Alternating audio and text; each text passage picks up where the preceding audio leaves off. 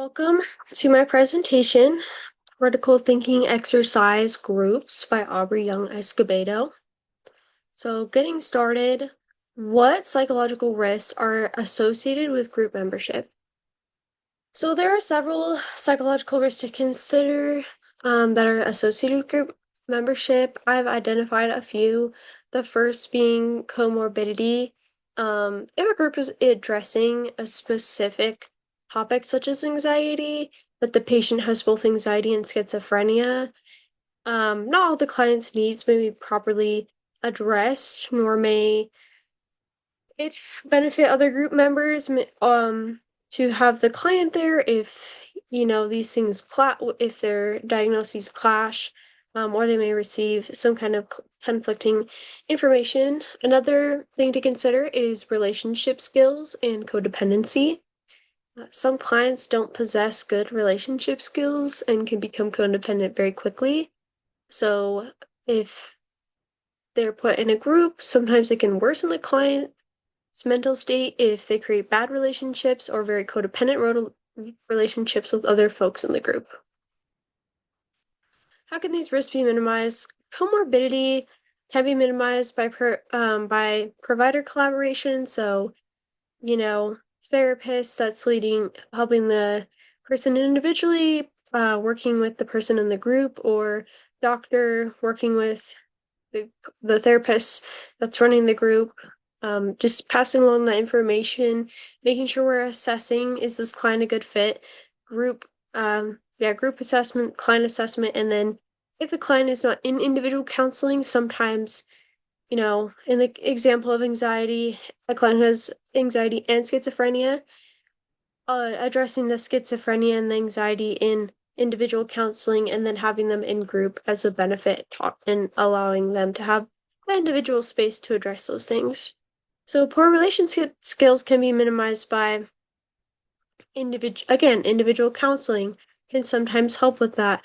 Really strong group rules about the way we interact with others, strong group leaders, contact contracts. This is something we do sometimes in elementary school that I worked at, where we created contact contract, meaning we don't share, we're all going to sign this contract that says we don't share personal things said in this group, or this is what our relationships are going to look like outside of this group, modeling strong relationship skills, and then also providing psychoeducation about relationship skills.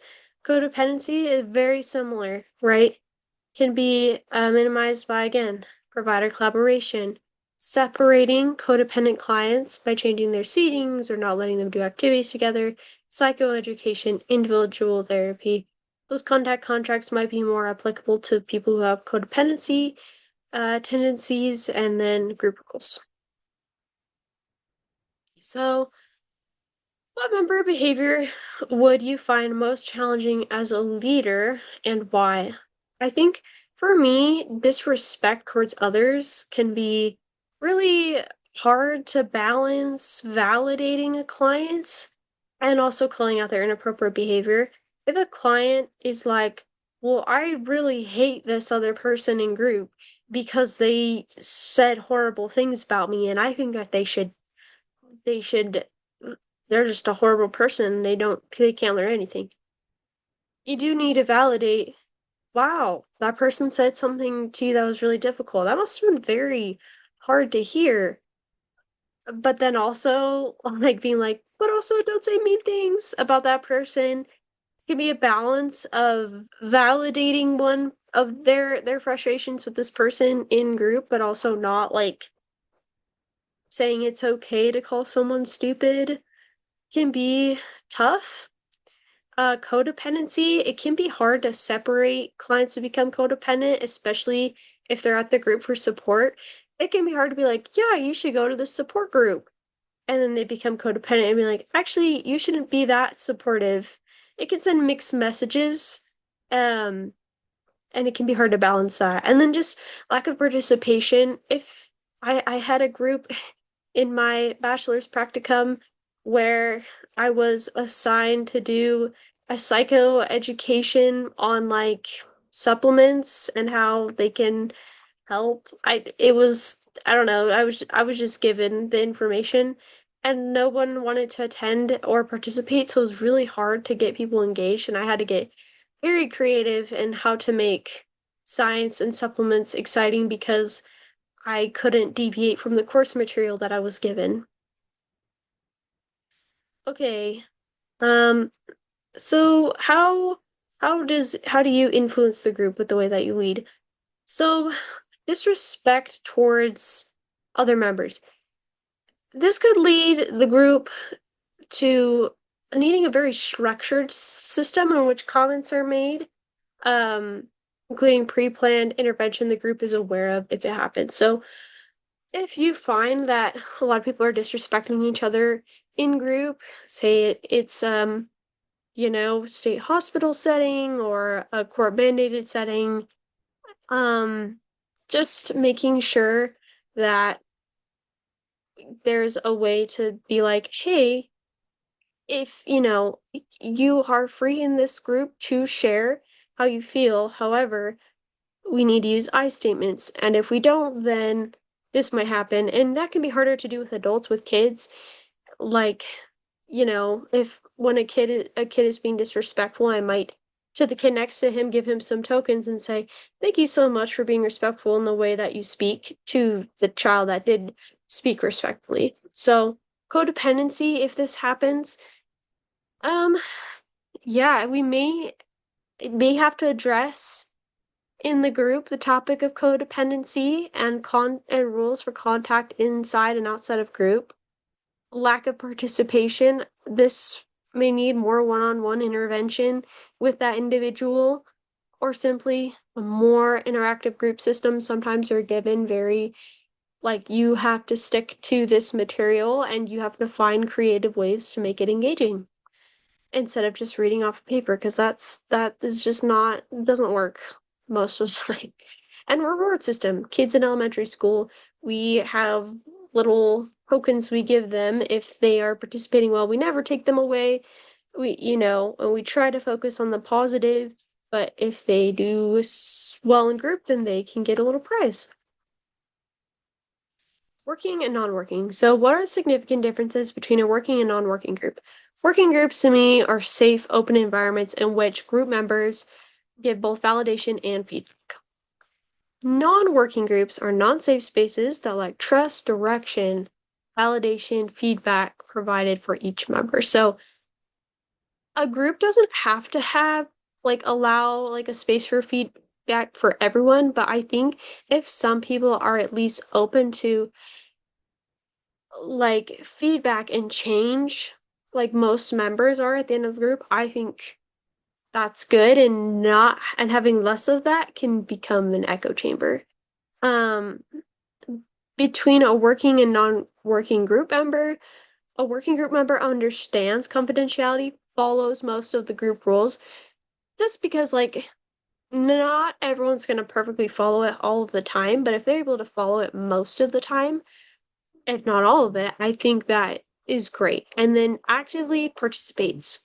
Non-working group member doesn't understand confidentiality or doesn't care about it and doesn't follow the rules in a way that are harmful. So they're not following rules most of the time, or they're not following a rule in an extreme way. Again, no one's going to be 100%, but if it's doing more harm than good, then that is a non-working group member.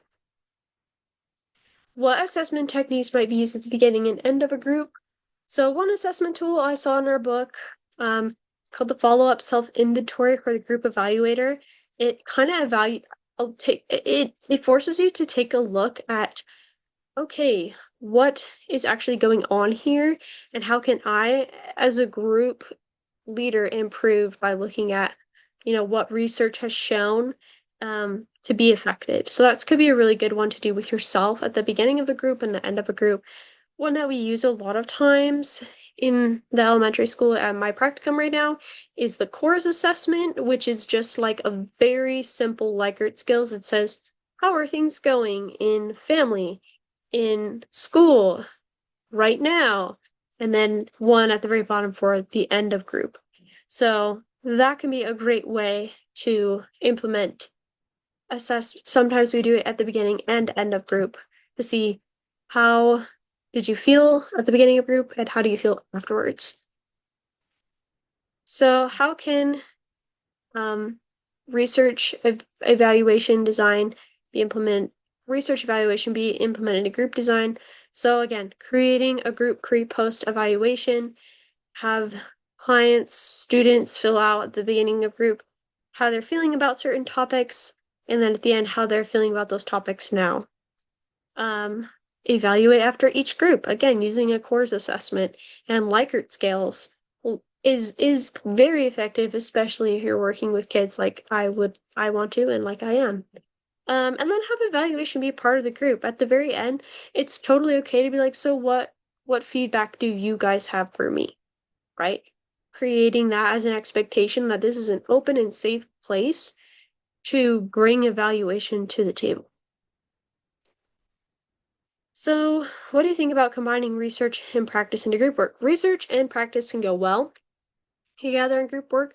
Practice will inform research, and research informed practice can build strong groups based on what works within the group and what doesn't. However, group members have to be consenting and feel that their privacy is protected in the process of including research. For example, at my previous practicum at a rehab I worked at, they wanted to see if AI could help the therapist with clinical note taking, especially in groups, to pick up things that the therapist may have forgotten in the session, and then they can have more raw, accurate data. One client was very opposed to this idea, ironically, because he worked for NVIDIA, which is an AI company. They CEO of that company is like the big AI guy, and he said, I don't want that because I work at a AI company and I know that although it says it's respecting my privacy, it's not. It's not respecting my privacy. So don't put my name on anything anywhere. I don't want to be on anyone's database. I don't want this information sold. This is private. I don't even want anyone to know I'm here. So just be mindful of how implementing research might affect the way clients feel with being open in group. So, how do issues of culture and diversity apply in the context of groups, and what implications does this have for therapy? So, culture and diversity plays a very large part in group effectiveness. If one group member belongs to a certain identity, um, different from everyone else in the group, it can be affected. It can, well, it can be ineffective in the way that that person experiences the group, right? They might feel othered. If the therapist has a different identity or background from everyone in that group, the group might not trust the therapist. And groups themselves can also develop a culture which can affect the way the group runs. So, addressing these issues as a group or individually and creating open dialogue can mitigate these issues. And then these are my references. So, the course assessment and then our book. And that is all I have for today.